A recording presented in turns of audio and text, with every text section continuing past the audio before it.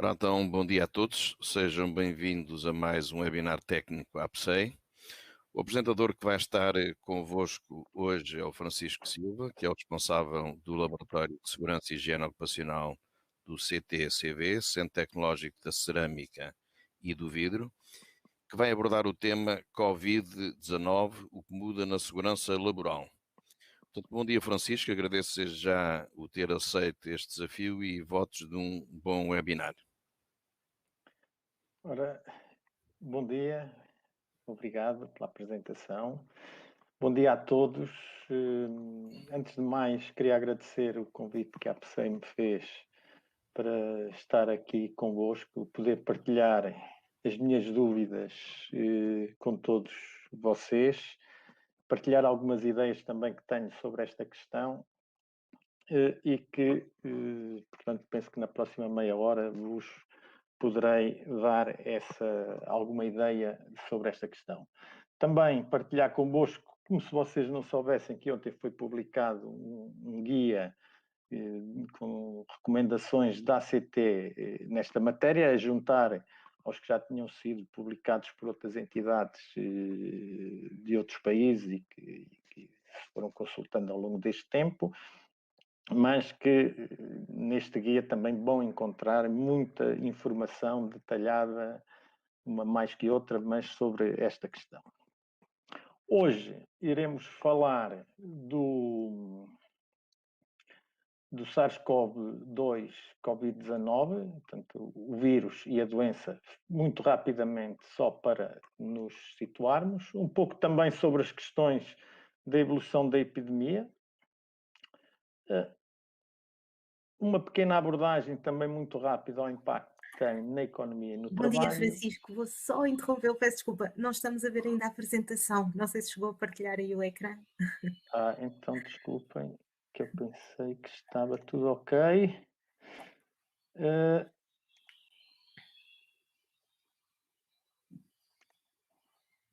Ok, já está aqui a escolher o ecrã.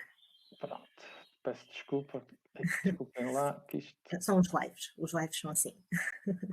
às vezes estava tudo tão bem. Já conseguem ver? Ainda está a carregar.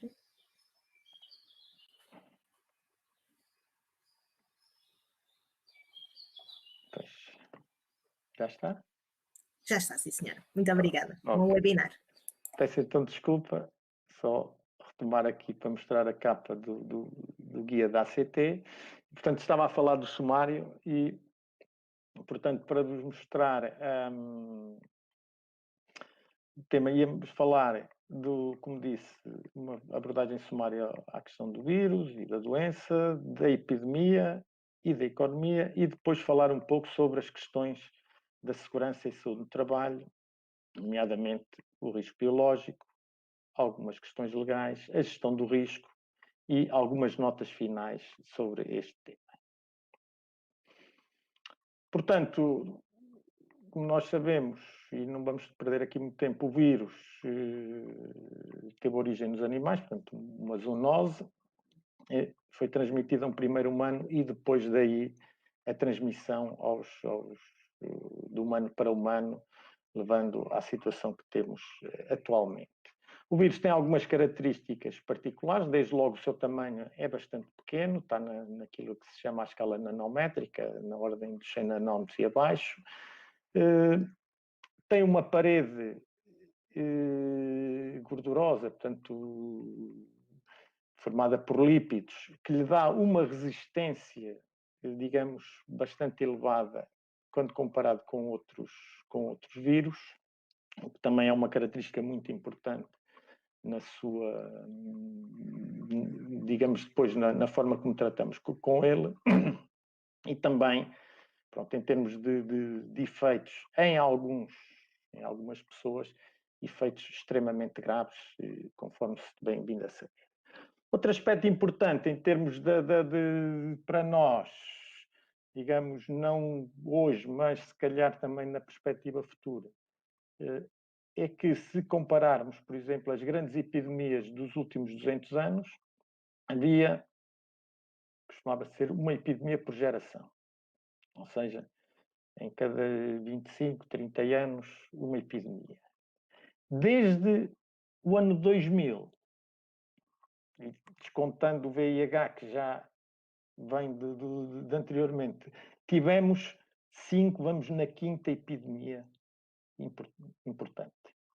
E, portanto, este aspecto também nos tem que fazer pensar, e se calhar a gente, isto foi inesperado ou não, se calhar temos que pensar que se calhar daqui a poucos anos estaremos perante outro vírus e outra situação. Digamos, a gravidade aqui poderá ser diferente, mas temos que estar preparados para lidar com estas situações. Transmissão. Este é um aspecto extremamente importante. Desde o início nos foi dito que o vírus se transmitia sobretudo pelas cutículas, provenientes da tosse, dos espirros, podendo as pessoas na proximidade ser atingidas diretamente por essas cutículas, daí a distância de segurança, os 2 metros, 1 metro, 2 metros, digamos, a distância foi variando também. Depois o contacto direto, ou seja, pessoas com as mãos, com partes do corpo contaminadas, ao tocarem-se mutuamente, o indivíduo infectado poderia contaminar o indivíduo saudável, e o contacto indireto, ou seja, o indivíduo infectado contactar com superfícies, depois essas superfícies serem tocadas pelo indivíduo saudável e posteriormente poder-se dar a infecção. Entretanto, cada vez mais, e não deixa de ser relevante, já se sabia algo disto de anteriores situações com vírus anteriormente estudados, a possibilidade de transmissão por via aérea de pequenas, digamos, partículas chamadas aerossóis, partículas de muito pequena dimensão que se mantêm no ar durante muito tempo e que podem, por essa via, também ser transmitidas, ou seja, por inalação desses aerossóis.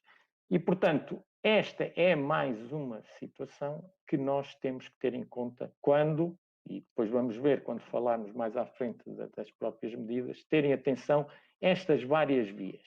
Há uma outra via que também é referida, embora seja muito menos comum, que é a fecal oral, ou seja, a transmissão de vírus proveniente das fezes por um processo de aerosolização na descarga do autocolismo. Há pelo menos um caso célebre relatado em relação a isso, mas será uma situação de menor relevância, embora não deva ser de todo descartada. Pronto. E, portanto, temos que pensar um pouco nesta questão. A questão dos aerossóis. Têm visto, se calhar alguns de vocês já viram o vídeo, que esta imagem, onde esta imagem foi retirada de umas simulações feitas, uma pessoa tossindo, as partículas que se espalhavam pelo ar, etc., que, de certa forma, demonstram a potencialidade para essa via da inalação ser na infecção. Eu, a esse nível, recomendo a leitura deste artigo, escrito está em português, facilita, mas há já vários artigos que abordam esta temática da transmissão por via aérea do vírus.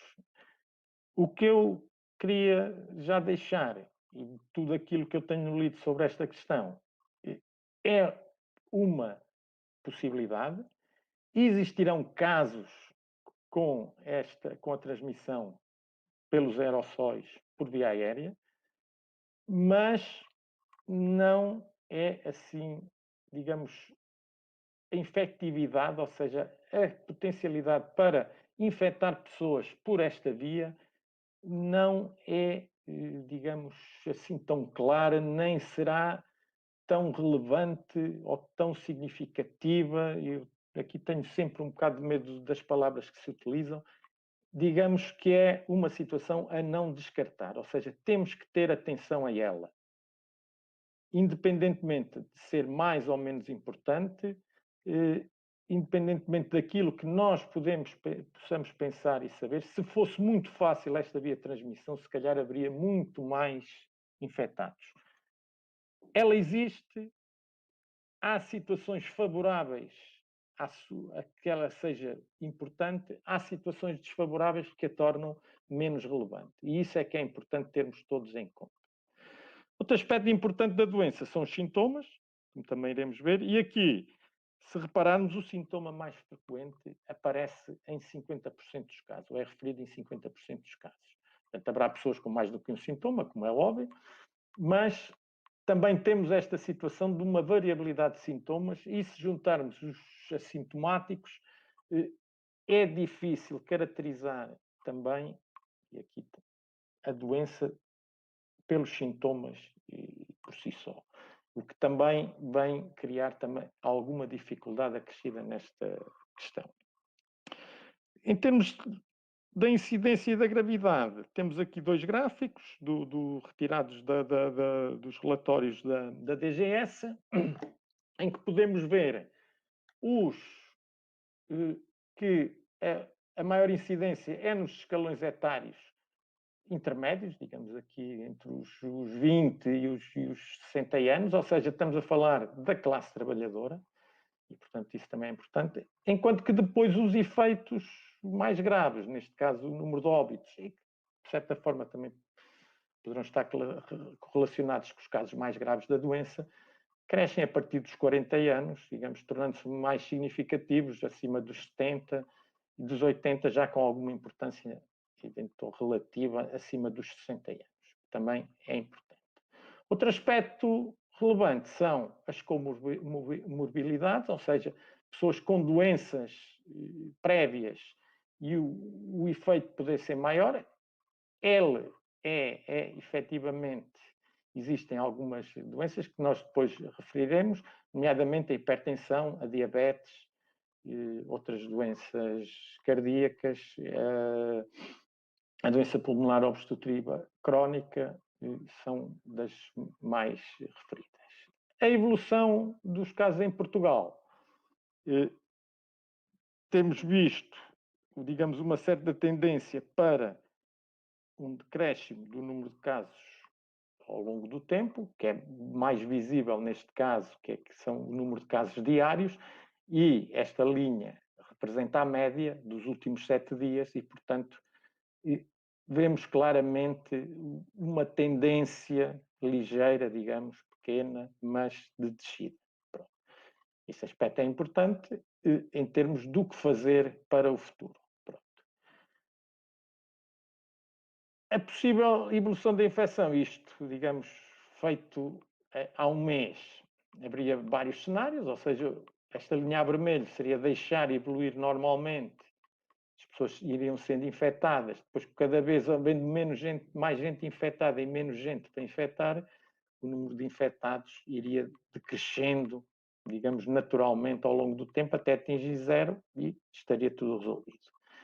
Entretanto, também, e aqui só um pequeno detalhe, se levantam questões se efetivamente as pessoas que já tiveram a doença estão completamente imunes, quanto tempo é que terão a sua imunidade, e como não se sabe muito sobre o vírus, é um vírus, digamos, relativamente novo em termos de estudo nos humanos e da doença que causa, há sempre aqui algumas dúvidas. Mas, admitindo a imunidade, seria isso que ocorreria.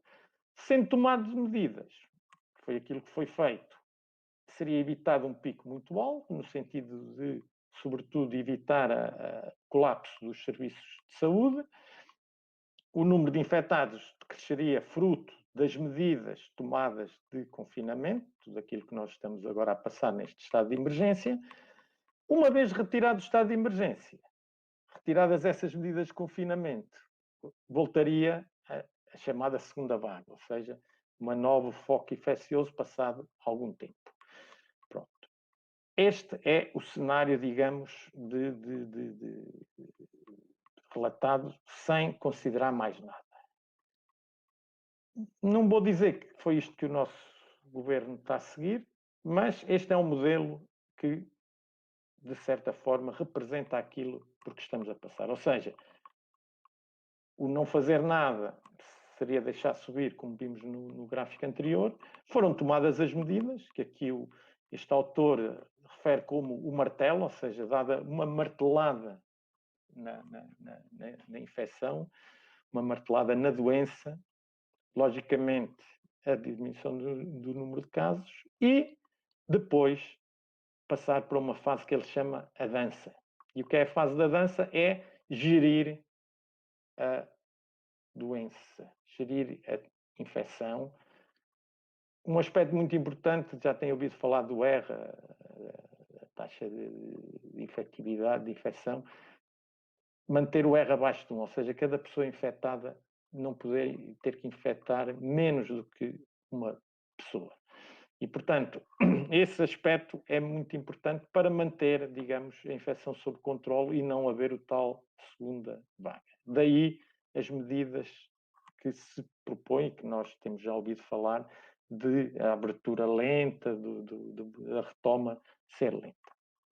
No meio disto, a confusão tem a ver com esta questão da economia, ou seja, se por um lado estamos a proteger a saúde das pessoas, que é mais importante que a economia, por outro lado, sem haver riqueza, sem haver produção de riqueza, não há dinheiro para, digamos, sustentar para os serviços de saúde, as próprias pessoas passarão muito mal. E então vimos que esta pandemia, segundo o FMI, vai causar a maior crise económica desde a Grande Depressão de 1929.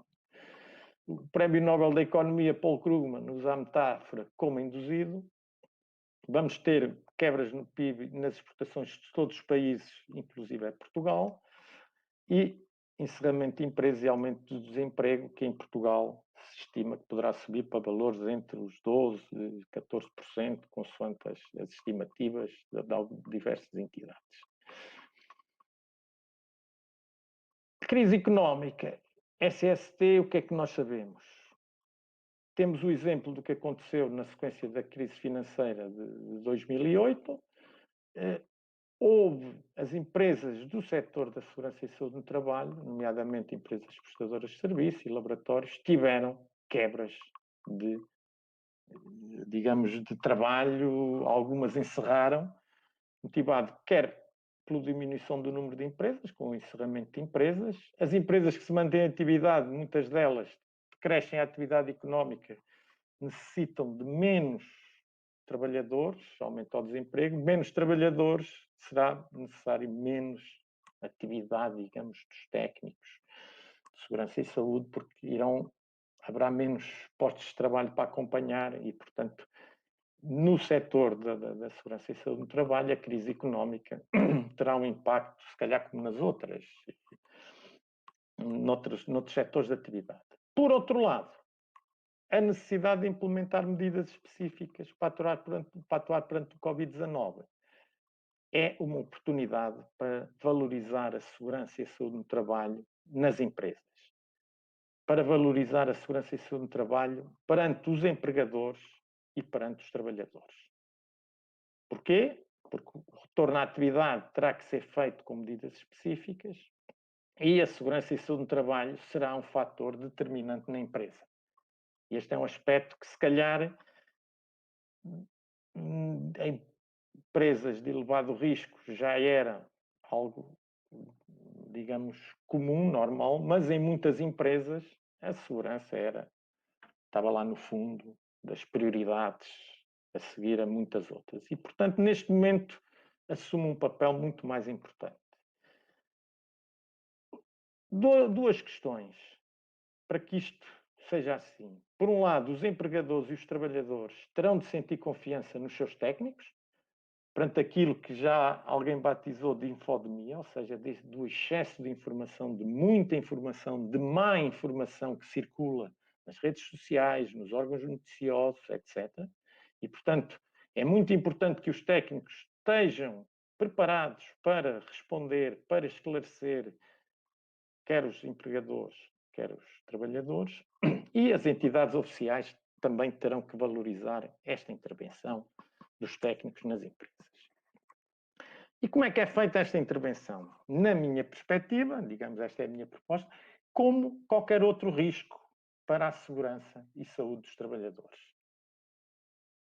Baseando-se na identificação, avaliação e controle do risco, formação e informação, consulta e, aqui um pouco mais específico, procedimento de atuação perante o caso suspeito de infecção, ou seja, algo relacionado também um pouco com as situações de emergência nas empresas, um procedimento de coordenação com outros empregadores que ganha aqui uma outra relevância em relação ao normal, em muitas empresas, e um procedimento, digamos, para prestadores de serviços, visitantes, clientes, que é muito importante.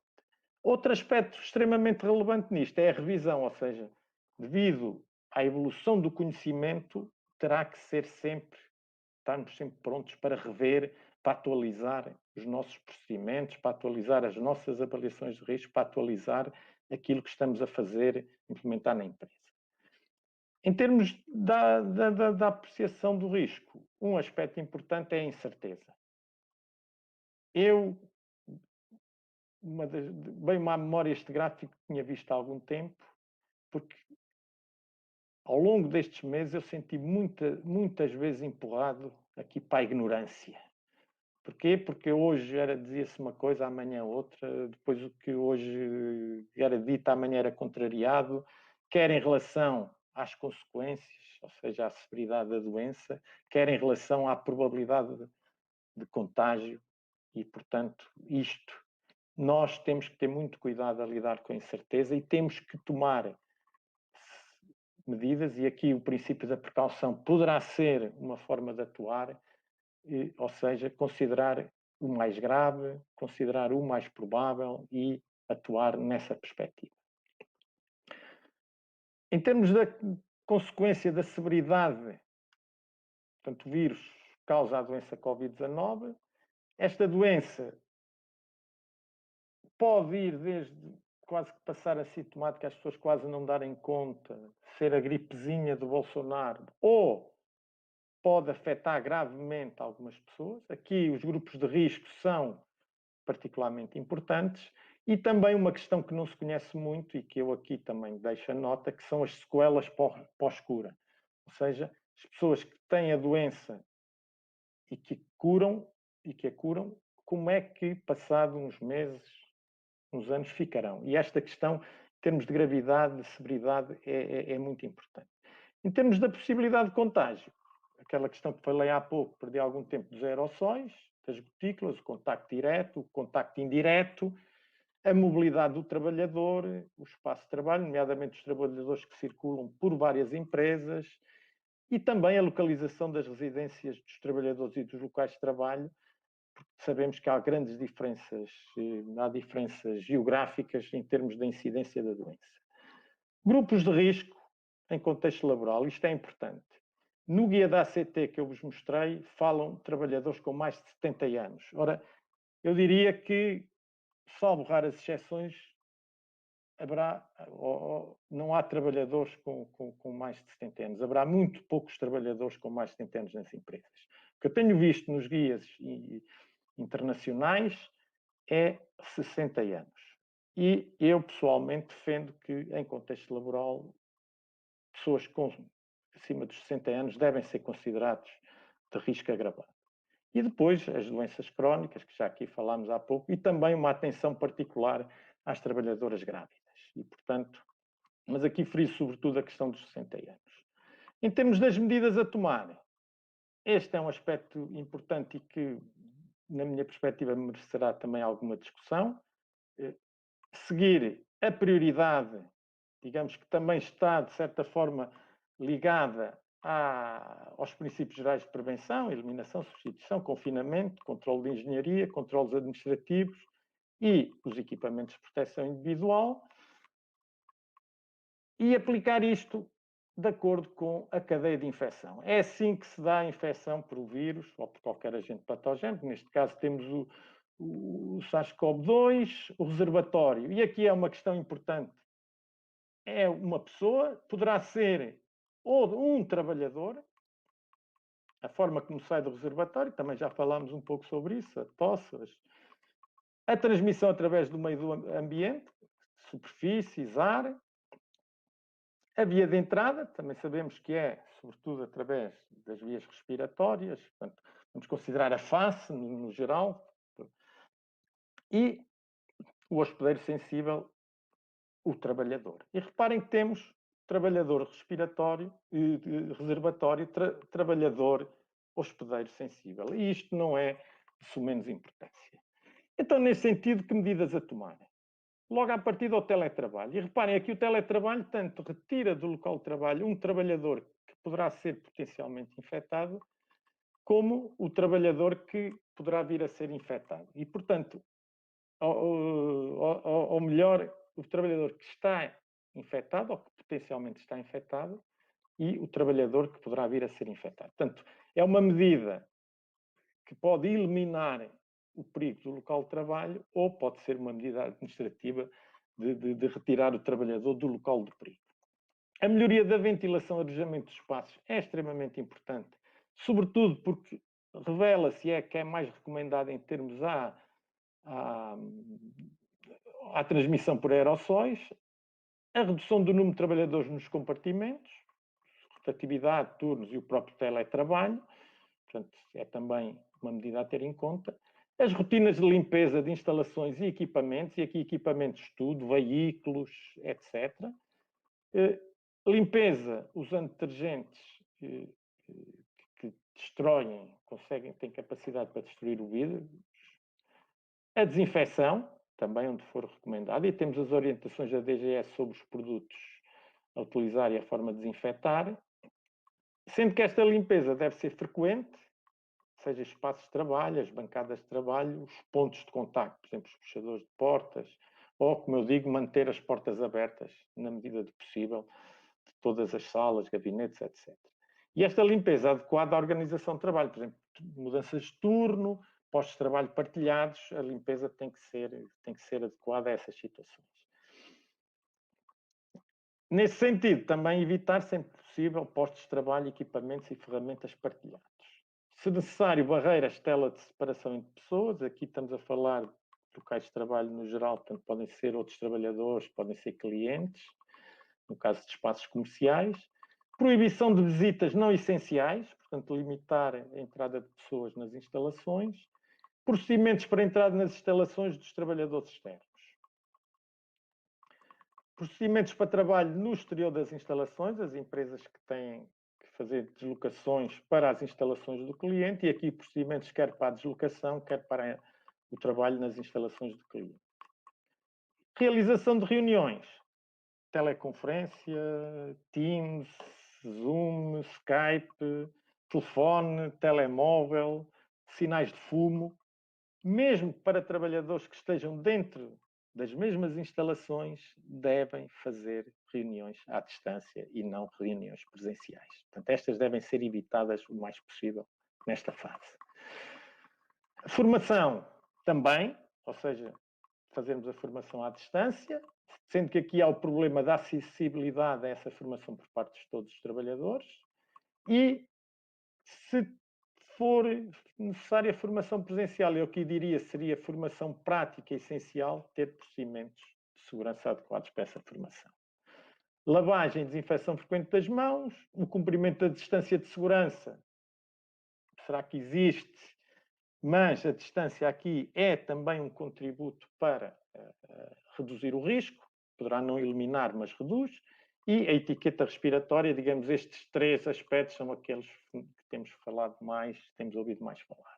Depois o uso de equipamento de proteção individual, máscara, proteção respiratória, luvas, viseira, outros, em função da situação de trabalho. No âmbito da medicina de trabalho não vou falar, sinceramente, a única questão que levanto aqui estará nessa área, mas pronto, é o autocontrole dos sintomas, ou seja, os próprios trabalhadores terão que estar instruídos, terão que ter instruções claras para autocontrolarem os sintomas e não comparecerem nos locais de trabalho se tiverem sintomas. Em termos da proteção respiratória, tem-se falado muito, eu queria só aqui deixar, algumas questões.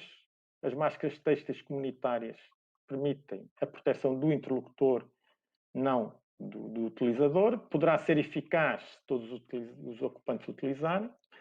As máscaras cirúrgicas, as tipo 1, permitem a proteção do interlocutor. As tipo 2 e 2R, em certa medida, também permitem a proteção dos utilizadores. Em termos de norma, está falado, mas há estudos, digamos, que demonstram que tem alguma proteção também do utilizador. As máscaras filtrantes, portanto, os equipamentos de proteção individual FFP2 e FFP3, permitirão a proteção do utilizador, do interlocutor, se não tiverem válvula de exalação. Com válvula de exalação, garante do utilizador, do interlocutor. Levantam-se algumas questões.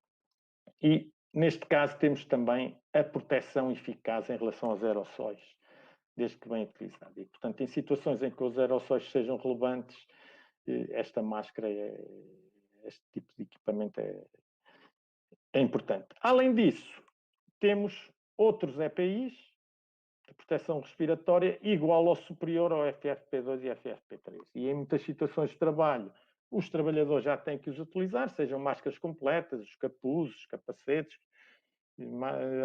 com ventilação assistida, etc., seja o que for, também poderão permitir a proteção. Se queria falar um bocadinho sobre as máscaras têxteis ou as máscaras comunitárias, porque penso que aqui tem um papel muito importante. E a primeira questão é assegurar a conformidade com requisitos mínimos, ou seja, já estão definidos. Este documento da AFNOR circulou, digamos, até via SEN, um pouco por toda a Europa, com especificações para este tipo de equipamentos, os testes a fazer também, portanto, isso é público, que tem estado a ser feito. Penso que será uma alternativa às máscaras cirúrgicas em período de escassez, elevado consumo e elevado custo, portanto, mas aqui eu penso que a questão da escassez também será mais importante. E eu, na minha perspectiva, pondero a sua utilização alargada em locais de trabalho sem risco específico ou risco elevado, ou seja, não estou a falar de instalações com doentes, não estou a falar da área da saúde, estou a falar de empresas em que não existe um risco elevado de contaminação provocado pela presença de doentes. Doentes conhecidos, como é óbvio, porque poderão estar outros. E, portanto, por outro lado, também o risco elevado, ou seja, se temos partículas, se temos produtos químicos, como é lógico, não tem a proteção necessária para esses trabalhos. Penso que também a sua utilização é vantajosa em conjugação com viseira. Portanto, esta máscara mais viseira darão um nível digamos, de efetividade à utilização importante. E, claramente, não são um EPI. E, portanto, têm que ser encaradas claramente como não sendo um equipamento de proteção individual. E eu diria mais, é uma medida aplicada no reservatório. Se lembrarem da cadeia de infecção que eu vos mostrei antes, a utilização desta máscara não é no trabalhador, digamos, no receptor sensível, não é para proteger alguém de ser contaminado. Podem servir, se cumprirem com esses requisitos necessários, para evitar que o trabalhador contaminado possa contaminar os outros. E isso, nesse aspecto, acho que tem que ser muito claro que não são um EPI, serão uma medida até, isto poderá ser discutível do ponto de vista da aplicação, uma medida digamos, de controle do perigo na fonte, ou seja, no trabalhador infectado. Referências legais aos riscos biológicos.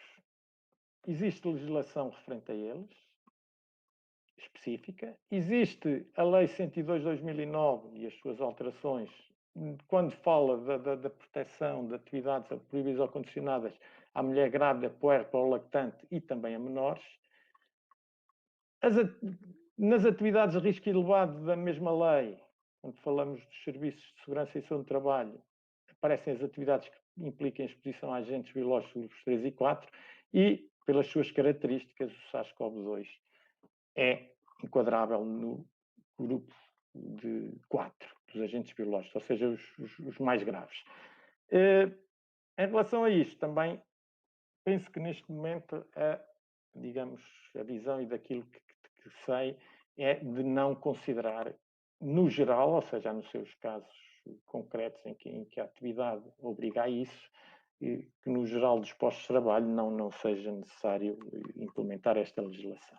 Mas deixo aqui a nota. Notas finais, e aqui notas finais com uma interrogação, porque nada disto é final.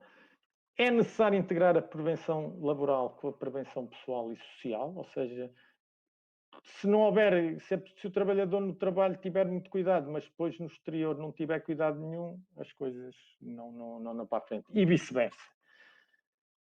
Comportamentos seguros no trabalho levam a comportamentos seguros fora dele, e eu penso que aqui toda a ação que tivermos na segurança e saúde no trabalho terá reflexos positivos no exterior.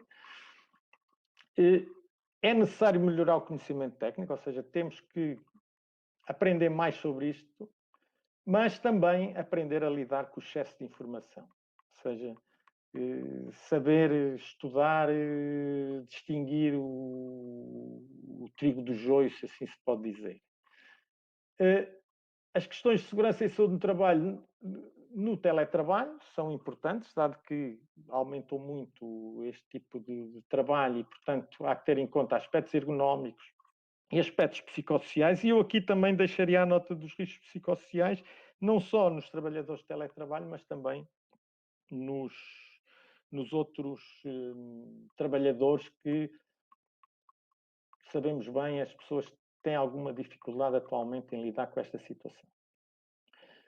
Depois, a questão da interação de trabalhadores de diferentes empresas. Tem que ser, digamos, implementadas boas práticas nesta matéria e eu penso que é muito importante isso por parte dos trabalhadores. A legislação já prevê isto, mas a prática, por aquilo que eu conheço da minha experiência, é muito unidirecional, ou seja, há alguém que impõe a outra entidade tomar determinadas medidas e aqui tem que ser mais bidirecional, tem que haver mais diálogo entre as diferentes empresas que partilham o mesmo espaço de trabalho.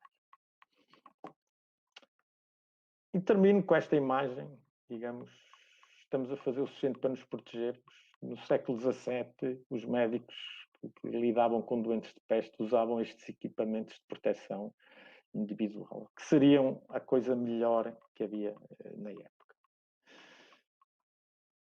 E pronto, agradeço a vossa atenção, espero ter ajudado, se não para vos esclarecer algumas questões, pelo menos para vos levantar algumas questões e que vocês venham digamos, a estudar e venham a procurar as respostas e também estou disponível agora até ao final da sessão para prestar alguns esclarecimentos ou para discutir algumas questões que queiram discutir comigo. Muito obrigado.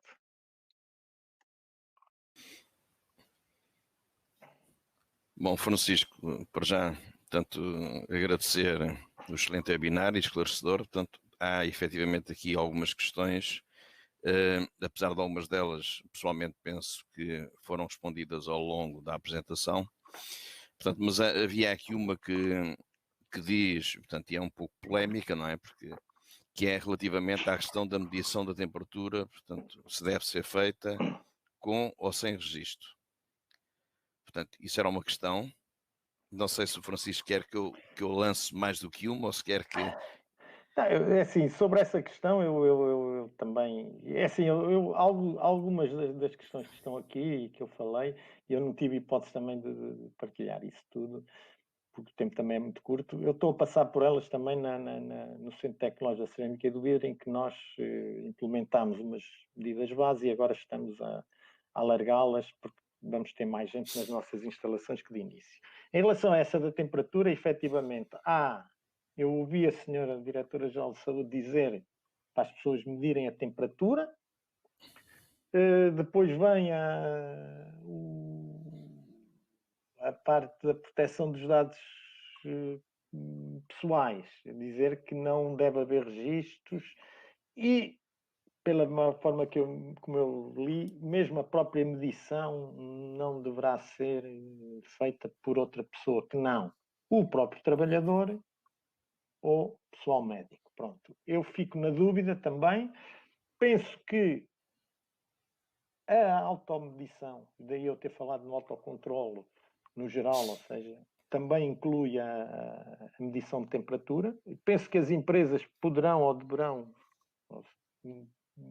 disponibilizar o equipamento para os trabalhadores medirem. Agora, o registro, efetivamente, é um bocadinho problemático. É uma situação que eu próprio tenho, mas pela minha interpretação do que está publicado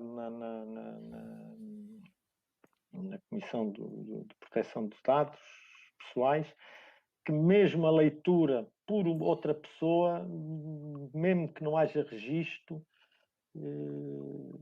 poderá não ser considerada, digamos, viável, a não ser que seja por pessoal médico. Pronto. Fala lá também alguém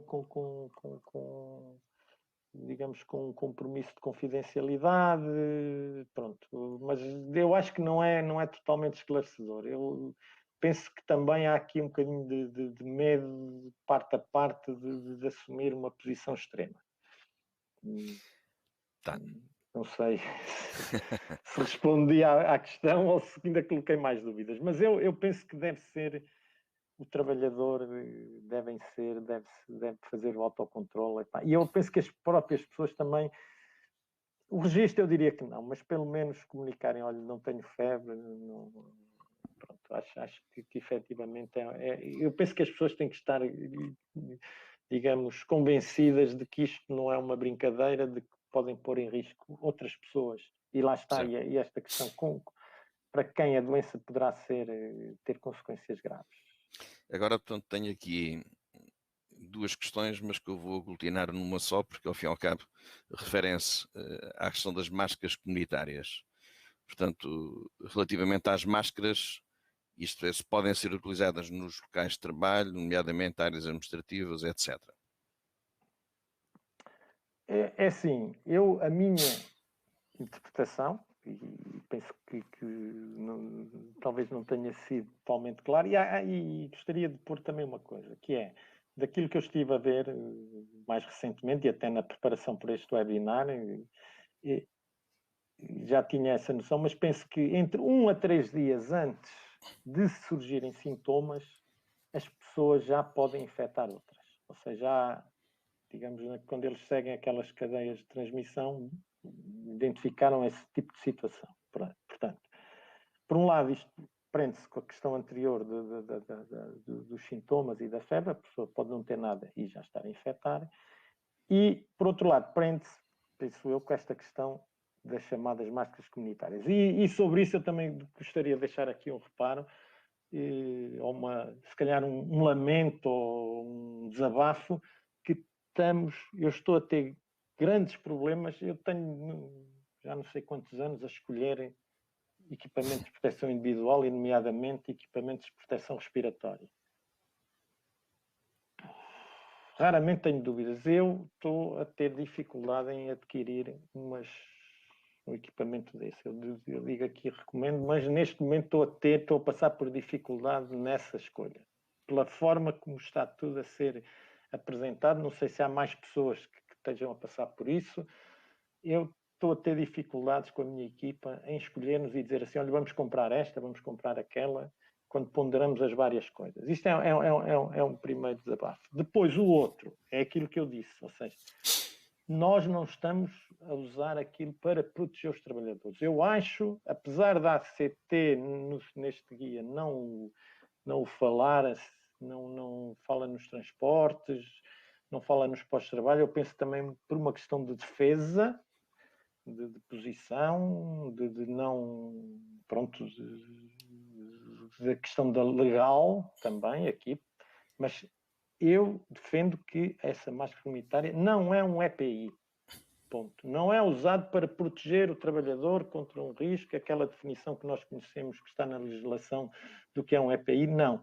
É para que o trabalhador potencialmente contaminado, e que neste caso assumirá o tal papel na cadeia de infecção do reservatório, ou seja, é a pessoa que tem o vírus e que poderá passar para outros, e ela, na minha perspectiva, nos postos de trabalho, desde que seja efetiva nessa função, poderá ser usada nessa função, ou seja, usada para evitar que uma pessoa que poderá estar contaminada, e daí eu ter dito, ter falado nos tais 3 dias, 1 a 3 dias antes do surgimento de sintomas, a gente não sabe, e essa máscara usada apenas para evitar que esse trabalhador contamine outros trabalhadores, contamine o ar do local de trabalho e contamine as superfícies.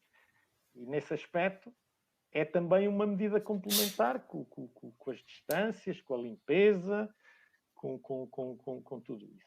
Pronto. Daí a minha, e portanto eu queria que ficasse bem claro que eu não defendo a utilização destas máscaras como um equipamento de proteção nos locais de trabalho, defendo-a hoje, para a semana não sei, defendo-a hoje como uma medida que estamos a tomar no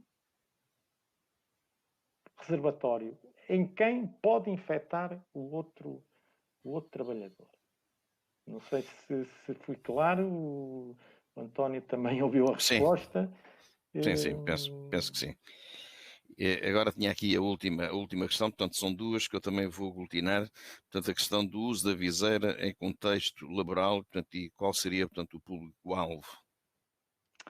Pronto, a viseira, na minha perspectiva, é sobretudo, como eu disse, é complementar. A viseira também terá um papel, e nós sabemos, as luvas também contribuem para isso, para evitar que as pessoas levem as mãos à cara, ou seja, tanto que a viseira é mais ali uma barreira que dificulta. A viseira é sobretudo, e será sobretudo eficaz para proteger das gotículas que sejam projetadas por outra pessoa diretamente para o trabalhador. Poderá ter um pequeno efeito também a nível dos aerossóis, e por isso é que eu dizia que conjugado com a máscara poderá ser interessante. Onde é que eu recomendaria mais a viseira? Nas situações em que, pela mobilidade dos postos de trabalho,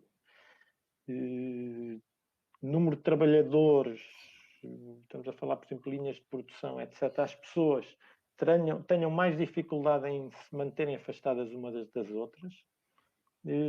Eu acho que a viseira poderá aqui ser uma medida de complementar também de proteção, ou seja, e eu penso que aqui também temos que ver isto tudo como medidas complementares umas das outras e uma redução progressiva, ou seja, e acumulada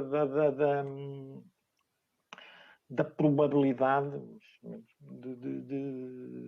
de infecção ou da probabilidade de transmissão do vírus às outras pessoas. E, portanto, por si só a viseira tem um efeito e, portanto, como eu digo, tem a ver com a proximidade, ou seja, e estamos a falar das distâncias, se é 1 metro, são 2 metros, são 6 metros, são 5, e, portanto, a viseira aqui, de certa forma, ajuda-nos no assegurar que esse distanciamento poderá ser mais efetivo. Se calhar em postos de trabalho sentados, pessoas que estejam mais ou menos isoladas, eu não diria. E moro aqui numa avenida, num resto de chão, no outro dia passou alguém a conduzir com a viseira posta, e eu assim, está bem.